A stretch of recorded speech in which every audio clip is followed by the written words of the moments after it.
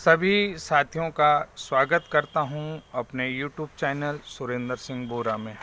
उन सभी साथियों का स्वागत एवं अभिनंदन करता हूं जो पूरे देश में प्राथमिक शिक्षक भर्ती से संबंधित सर्वोच्च न्यायालय के केस से जुड़े हुए हैं। और आज थोड़ा सा कि सुप्रीम कोर्ट की सुनवाई का जो पक्ष है वो किस तरफ जा सकता है और बीएड के लिए क्या प्लस पॉइंट हो सकते हैं, उन सभी पहलुओं पर हम बात करते हैं और उन पहलुओं को देखते हैं। बहुत सारे लोग जो कहते हैं कि एक पक्षी होने पर भी आरोप लगाते हैं, लेकिन आज मैं स्पेशली थोड़ा सा देखता हूं कि ये केस का रुझान कहां जा रहा है। वैसे तो ये मैं आपको बता देता हूं, केस का रुझान दोनों ही तरफ जाएगा। फिर भी बीएड के लिए क्या संभावनाएं दिखती हैं उनके बारे में हम बातचीत कर लेते हैं, क्योंकि बहुत सारे लोगों के इस सुनवाई में आरोप लग रहे हैं कि एनसीटी ने बीएड के तरफ से जो है कि अपना वकील भेजा था,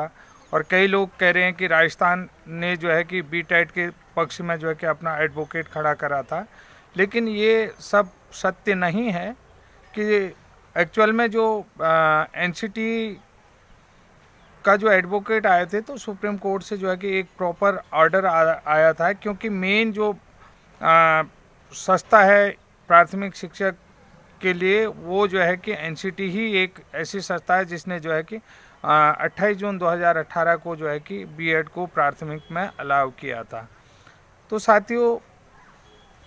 आपने देखा होगा कि जैसे माननीय न्यायाधीश अनिरुद्ध बोस और माननीय न्यायाधीश सुधांशु धूलिया जी की बेंच में ये सुनवाई हुई थी, और इस दौरान आपने देखा होगा कि बीएड की तरफ से एक बहुत बड़ा पैनल आपने देखा होगा, जिसमें जो है कि बीएड की तरफ से एडवोकेट अमित जी भी थे, और पंजाब के पूर्व जज जो है कि पटवालिया जी भी बीएड की तरफ से उपस्थित थे। एनसीटी, देखिए एनसीटी के भी एडवोकेट वहाँ पर उपस्थित थे, क्योंकि एनसीटी वो पार्टी थी जिसने 2018 में बीएड को प्राथमिक में अलाउ किया था। अब बात आती है कि देखिए कई चीज़ होता है कि क्योंकि एनसीटी ने अलाउ किया था कि ब्रिज कोर्स की एक अधिसूचना जारी करके जो है कि अलाउ किया था। उसके अलावा जो बंगाल प्राइमरी बोर्ड है उन्होंने भी जो है कि अपना एक स्पेशल एडवोकेट जो है कि बीएड की तरफ से कर रखा था, क्योंकि जो बंगाल जो प्राइमरी बोर्ड है वो बीएड की एंट्री जो है कि बंगाल में चाहता है, तो इसलिए जो है कि आर्गू के लिए बंगाल प्राइमरी बोर्ड ने भी अपना एक एडवोकेट करा था। अब थोड़ा सा इसमें बात कर लेते हैं। जैसा कि आपको बता देता हूं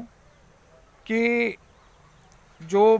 बीएसटीसी के एडवोकेट हैं मीनाक्षी अरोरा जी ने, उन्होंने राजस्थान हाई कोर्ट के जजमेंट को जो है कि सुप्रीम कोर्ट में रखा। तो सुप्रीम कोर्ट, आपको पता है कि जो राज्यों के जजमेंट हैं उनको जो है बहुत, जब सुप्रीम कोर्ट में कोर्ट किया जाता है तो बहुत कम उनको जो है कि रेफरेंस किया जाता है, तो केवल उन्हें जो है कि रेफरेंस के तौर पर ही उनको सुना जाता है। उनको जो है कि बॉन्डेड नहीं किया जाता है, केवल रेफरेंस के तौर पर ही सुना गया और उन्हें जो है कि बॉन्डेड नहीं किया। तो अब जो है कि एडवोकेट मीनाक्षी अरोरा जी ने कहा कि राजस्थान ने बीएड को जो है कि जो हाई कोर्ट का ग्राउंड है, जो राजस्थान हाई कोर्ट के ग्राउंड के आधार पर ही जो है कि बैन कर दिया है। तो लेकिन वहाँ से देखिए तुरंत काउंटर आता है कि कोर्ट की तरफ जो है कि सुप्रीम कोर्ट में तुरंत काउंटर आता है कि राजस्थान ने जो है कि बीएड को बैन किया तो बंगाल ने भी तो अलाउ कर लिया, तो और बिहार ने जो है कि हलफनामा जो है कि ऑलरेडी बिहार जो है बीएड के लिए हलफनामा दे चुका है। तब जो है कि सुप्रीम कोर्ट के न्यायाधीश ने कहा कि ये तो इस तरीके का कोई मामला नहीं होता है, तो एक राज्य मना करेगा दूसरा राज्य अलाउ करेगा, इसमें हमें कोई रेफरेंस मत दें। तो ये समझ लें कि राजस्थान हाई कोर्ट का जो जजमेंट है वो तो ना तो बीएड को कोई फ़ायदा देगा, ना किसी बीएसटीसी को फ़ायदा देगा। यानी कि जो है कि तो यहाँ पर जो है कि राजस्थान का जो जजमेंट है वो ना तो बीएड के लिए नुकसानदायी है और ना ही जो है कि बीएसटी के लिए फ़ायदेमंद है। इसके बाद सवाल उठता है ब्रिज कोर्स का मुद्दा है। तो वहाँ सवाल उठता है कि अगर बीएड योग्यता फैक्ट है तो उन्हें ब्रिज कोर्स कराने की क्या ज़रूरत है। अगर प्राइमरी में जो है कि बीएड वाले योग्य हैं, पढ़ाने के लिए लायक हैं, तो उन्हें ये कोर्स कराने की क्या ज़रूरत है। देखिए, तुरंत जो है कि बीएड के साइड से काउंटर आता है, काउंटर में जवाब दिया जाता है कि ये कोई बड़ी बात नहीं है, समय समय के साथ डेवलपमेंट होती रहती है। अगर देखिए यहाँ पर एक उदाहरण दिया गया, पुलिस विभाग में पहले जो है कि साइबर क्राइम नहीं था। अब जब साइबर क्राइम आता है तो चाहे एसपी लेवल का हो या आईजी रैंक के अधिकारियों को भी साइबर क्राइम की पढ़ाई करनी पड़ती है, कंप्यूटर की पढ़ाई करनी पड़ती है। तो जैसे जैसे हम मॉडर्न एजुकेशन की तरफ बढ़ रहे हैं तो बीच बीच में ये कोर्स कर लेना कोई बड़ी बात नहीं है, क्योंकि बीएड और बीटीसी की तरफ से एनसीटी ही वो पार्टी है जिसने 28 जून को ये नोटिफिकेशन जारी किया है। तो सुप्रीम कोर्ट की तरफ से जो है कि एनसीटी से पूछा गया कि आप बताएं कि बीएड को अलाउ करना चाहिए या नहीं करना चाहिए। तो एनसीटी की तरफ से भी कहा गया कि हम जो है कि पूर्व में ही इस प्रश्न का जो है कि जवाब दे चुके हैं और पूर्व में भी कहा गया है कि इस तरीके से जो है कि ये स्थिति हो सकती है, क्योंकि इसको मैं नहीं समझता हूँ कि इसको पुनः डिफाइन किया जाए। आप लोग समझ सकते हैं कि कई बड़ी चीज़ें समस्या हो सकती हैं और बड़ी मात्रा में जो है कि प्रोटेस्ट के लिए लोग आ सकते हैं, ये चीज़ें कही गई थी। तो कोर्ट की तरफ से कहा गया ये कोई कारण नहीं बनता है, क्योंकि उन्होंने कहा कि एनसीटी ही केंद्रीय संस्था है,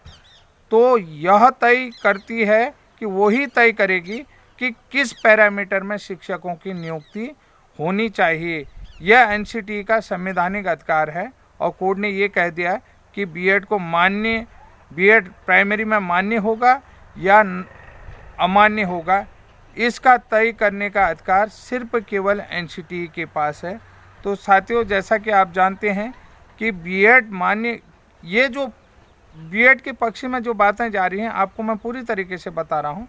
क्योंकि बीएड, ये सारी बातें जो हैं कि बीएड के पक्ष में जा रही हैं, क्योंकि कोर्ट ने पहले ही कह दिया है कि जो एनसीटी का संवैधानिक आधार है कि वही तय करेगा कि किस योग्यता की, वो केंद्रीय संस्था है और वो जो है कि योग्यता के जो भी मानक तय करेगा किस पैरामीटर में शिक्षकों की नियुक्ति करनी है, तो ये जो है कि वो करेंगे। इसके बाद जो है कि बंगाल में भी थोड़ा सा मामला आया था कि बंगाल डिप्लोमाधारी अभ्यर्थियों की तरफ से बीएड और सीटेट को प्राथमिक से बाहर करना चाहते थे, उनके वकील की तरफ से आर्गूमेंट आता है। तो बंगाल प्राइमरी बोर्ड ने ये कह दिया है कि सरकार और एनसीटी ही तय करे कि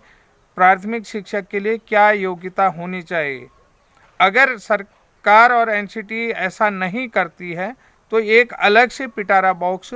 बन सकता है, जिसमें आप देखिए पिटारा बॉक्स बन सकता है। तो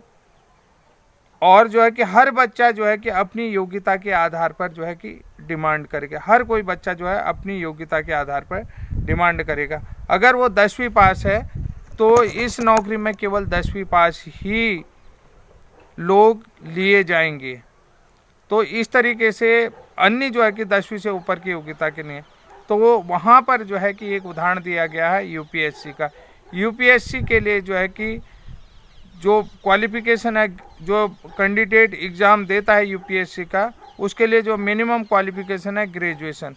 तो ग्रेजुएशन योग्यता का ही व्यक्ति जो है कि यूपीएससी का एग्ज़ाम दे सकता है, या पीएचडी या उससे बड़े लेवल के जो है कि ग्रेजुएशन से ऊपर की लेवल की योग्यता को कोई महत्व नहीं दिया जाएगा।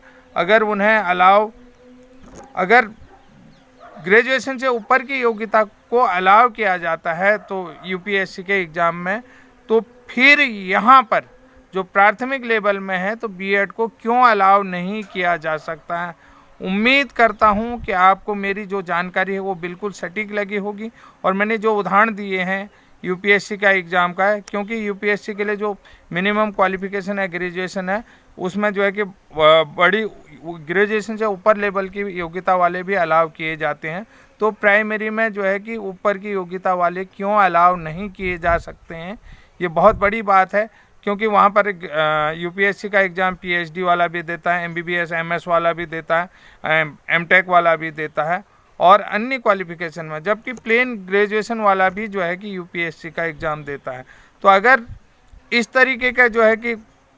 लोगों के पक्ष में डिसीजन देने जाएंगे तो एक कई सारे अलग जो है कि बॉक्स बन सकते हैं जो है कि क्वालिफिकेशन को लेकर के, जिसमें जो है कि फिर कई तरीके का आर्गुमेंट हो सकता है, उससे ऊपर की योग्यता को अलाउ नहीं किया जा सकता, इसलिए ऐसा होना संभव नहीं है। उम्मीद करता हूं कि 10 जनवरी 2023 को उपरोक्त फैसला आएगा और फाइनल जजमेंट आएगा। कैसा जजमेंट आएगा, आपको मेरी जो अपनी सोच के तहत जो भी बातें कोर्ट में हुई तो मैं आप लोगों के सामने रख रहा हूं। तो ये जानकारी कैसे लगी प्लीज़ जो है कि अपने कमेंट लें और कमेंट दें।